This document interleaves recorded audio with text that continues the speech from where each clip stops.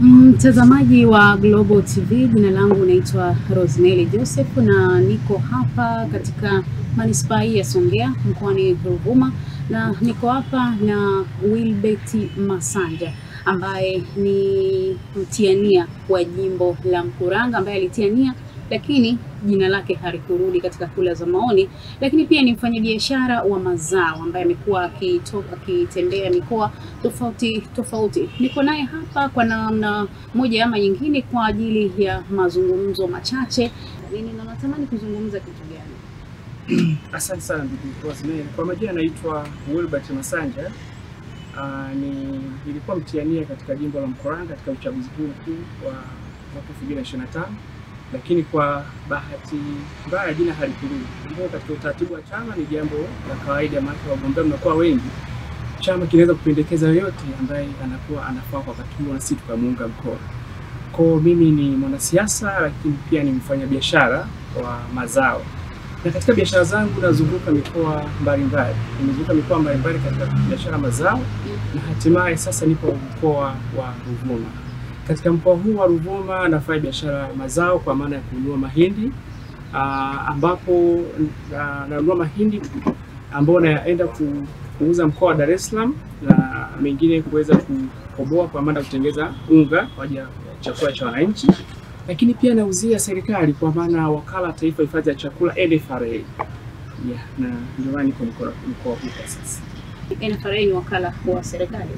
Unaonaje namna ambavyo shughuli zao wanaziendesha wanaponunua mahindi, labda kwa wananchi, labda kuna changamoto zozote labda umeona, au kuna yapi mazuri ambayo pengine hata msimu huo hayakuwepo lakini kwa sasa hivi mnayaona ambayo yanaweza kuleta tija kwa mkulima wa Ruvuma? Asante sana. Kwa kweli napenda kukiri kwamba NFRA kama wakala serikali wamejipanga ipasavyo katika msimu huu.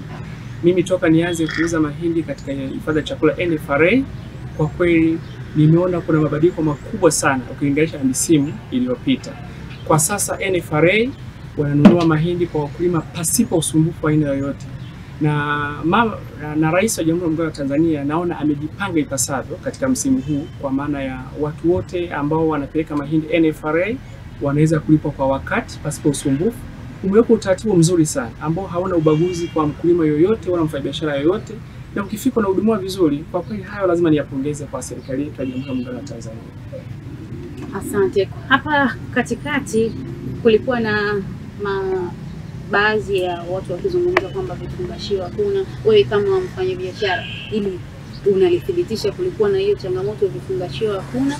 Hilo la kwanza. Lakini pia natamani kujua zamani kulikuwa hakuna vile mizani ya kisasa, lakini kwa msimu huu tumeona kuna mizani ya kisasa. Unazungumziaje katika hili? Kwa kweli napenda kukiri kwamba changamoto ya vifungashio kwangu mimi binafsi haijawahi kutokea. Na nimekuwa nikipeleka mzigo kuuza pale, nafuata utaratibu na vifungashio bila kuwepo. Sasa sijawahi kulisikia swala la kutopatikana kwa vifungashio. Mimi nimeona kwamba tunahudumia vizuri, vifungashio vipo, na kitu ambacho kwa kweli nimekipongeza ni mizani ya kisasa. Kwa kweli kwa mizani hii sasa ambayo ipo kidijitali, na naona wizara inazidi kupiga hatua, na mkulima unapopima mzigo wako katika mzani wa kisasa unahakikisha kama mzani wako, kwa maana mzigo wako umepimwa ipasavyo pasipokuwa na upungufu aina yoyote. Kwa hii ni tija kwa sababu mkulima anapata haki yake stahiki ya kile ambacho amedhamiria kiuza. Kwa kweli hapo naipongeza NFRA kwa hatua iliyoipiga ya kuweka mizani ambayo sasa sio ubabaishaji. Hilo tuipongeza serikali. Tutoke huko, turudi katika siasa. Ndio. Umesema kwamba pia ni mtiania ambaye ulitiania katika jimbo la Mkuranga, lakini pia jina halikurudi katika kura za maoni. Hiyo kwako wewe kwamba ulijisikiaje, ulichukuliaje? Maana mpaka unaamua kutiania, maana yake umejipanga kuwa kiongozi, umejipanga kwamba sasa nakwenda kuwatumikia wananchi. Katika Chama cha Mapinduzi tuna tamaduni. Katika utamaduni maana tunaamini kwamba watu wote ambao wametiania mnakuwa na haki sawa, na wote inawezekana mkawa na uwezo sawa. Kwa yoyote anayeteuliwa na Chama cha Mapinduzi anakuwa ana sifa, maana yake tunaheshimu mkutano mkuu wa Chama cha Mapinduzi. Kwa sababu mimi ni ninatii tamaduni za chama, mimi sikujisikia vibaya. Ninajua kwamba sisi wanachama tuko wengi na wote tuna sifa, na kama mmoja wetu anapopata nafasi ile anakuwa na haki ya kuweza kuongoza. Kwa maana kwamba unapoenda kuchukua fomu kwa ajili ya kutia nia, unaenda kuomba ridhaa ya kuweza kuwa kiongozi. Na kwa sababu naomba wengi na wanapoenda kuchagua, kamati kuu inavyoamua, hakuna mwanachama yoyote mwenye mamlaka ya kuweza kuipinga. Sisi wote tunamsupport kwa maana ya kumpigia kampeni yule mwenzetu ambaye atakuwa amechaguliwa, na ndio huyo ambaye jina lake lirudi na akashinda. Sasa sisi hatuna budi ya kuweza kumwekea dosari, kwa sababu hata mimi mwenyewe ningeweza jina langu kurudi na wenzangu pia wangeweza kunisupport. Unaonaje kampeni namna ambavyo zinaendelea? Asante sana ndugu mtangazaji. Kwa kweli mimi napenda kutoa shukrani na pongezi kwa wagombea wote nchi nzima wa vyama vyote. Wameonyesha mfano mzuri sana katika kampeni za mwaka huu wa uchaguzi, kwa maana wanaendelea na kampeni ambazo zinadili na kitaasisi na sio kudili na personalities. Sasa personalities zinamaanisha wananadi sera zao na ahadi zao za ilani ya vyama vyao, na pasipo kumtukana mtu, kumkejeli mtu au kusababisha vurugu ambayo itaathiri shughuli za kibinadamu kwa wananchi wengine. Kwa kweli huu umekuwa mfano ambao najua ni mfano wa kuigwa hata kwa nchi zingine za Afrika Mashariki na Afrika Kati na dunia kwa ujumla, kwamba nchi yetu inakuwa ni nchi ya mfano ambayo inaendesha kampeni zisizo na vurugu yoyote, na wananchi wanaposikia mkutano wanaenda kusikiliza, maana wanakuwa na uhuru, wanakuwa na amani, wanajua hapa ni muda wa kampeni, hakuna vurugu amna nini. Asante, umezungumza kiujumla. Turudi kwanza, natamani pia zaidi hata pia ndani ya mkoa wetu wa Ruvuma, kwa sababu tupo katika mkoa wa Ruvuma. Vipi kampeni za mkoa wa Ruvuma unazionaje, na zenyewe pia na viongozi wake ambao wametia nia kwa mwaka huu wa 2025? Asante. Kampeni za mkoa wa Ruvuma kwa kweli ziko vizuri, kwa sababu mimi nipo hapa sasa ni takriban miezi mitatu.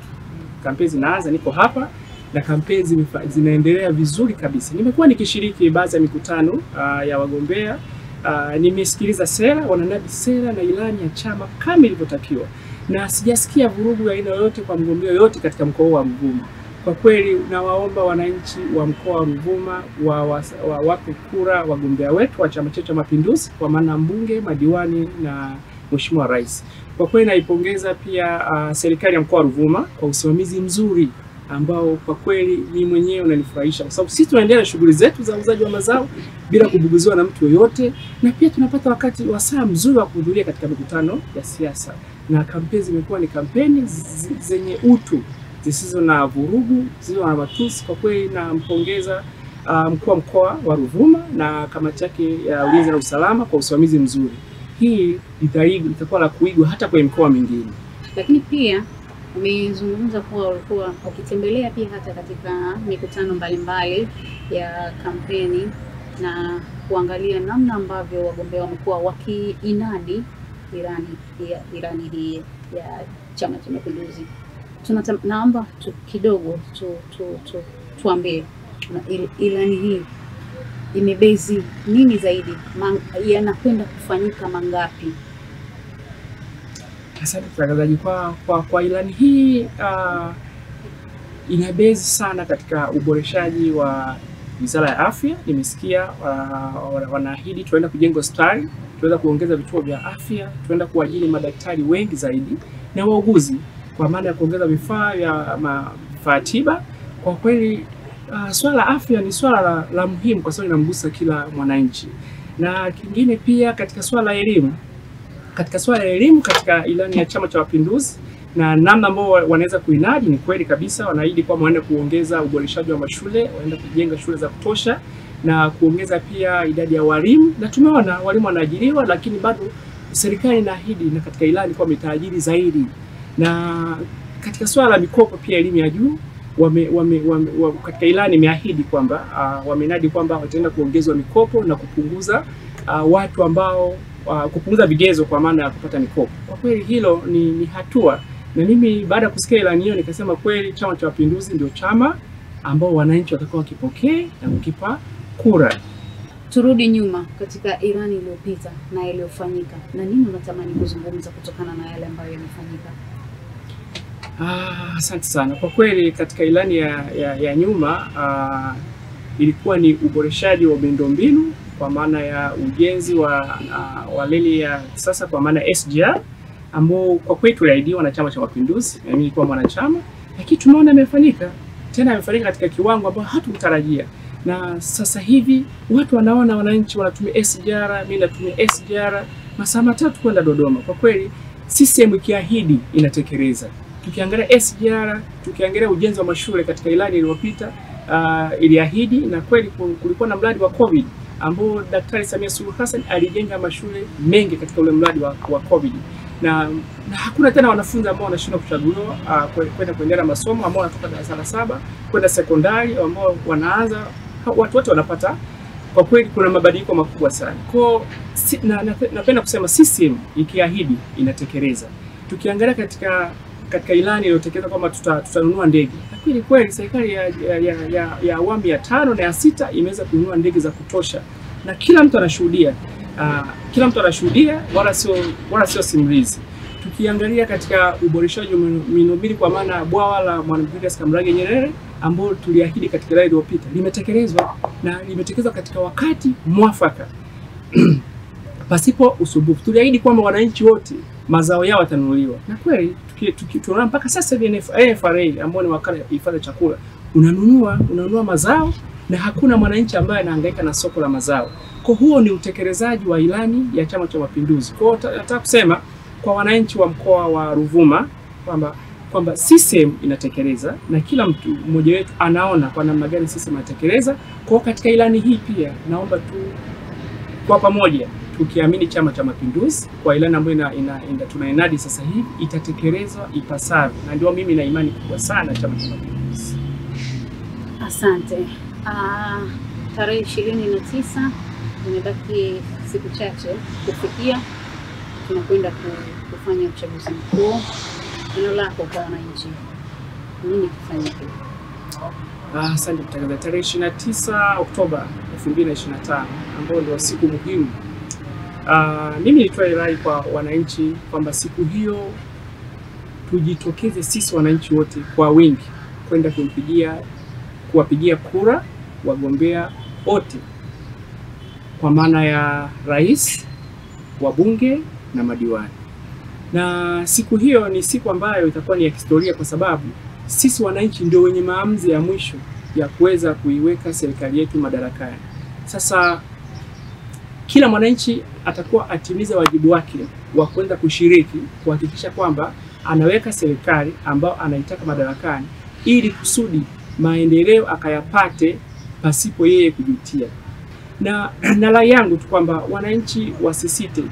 Nchi yetu ni nchi ya amani, wananchi wote wanaishi kwa amani, hakuna kizuizi cha aina yoyote. Watoke asubuhi na mapema wakafuate taratibu katika upigaji wa kura, na kila mwananchi apige kura kwa uhuru. Baada ya kupiga kura rudi, na ndio utamaduni wetu. Sisi jambo la kupiga kura ni tamaduni, katika utamaduni wetu huwa halina hofu. Miaka yote tulikuwa tunapiga kura kwa upendo, kwa furaha, na tunapata mgombea wetu.